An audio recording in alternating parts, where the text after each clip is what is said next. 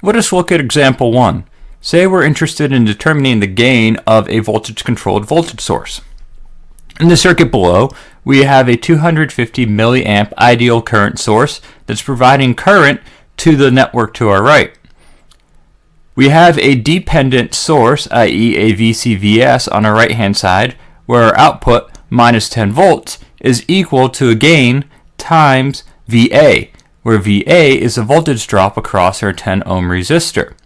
Now to determine K, we first have to determine the voltage drop across our 10 ohm resistor. To do such, we'll apply Ohm's law. Ohm's law states that VA, the voltage potential across our resistor, is equal to I, the current running through a resistor, times R, the resistance of our resistor. I is 200 milliamps, and our resistance is 10 ohms. Thus, VA, the voltage potential across our 10 ohm resistor, is 2 volts. Now we can calculate the gain as follows. K, the gain of our system, times VA, the voltage drop across our 10 ohm resistor, is equal to the output of our dependent source, minus 10 volts.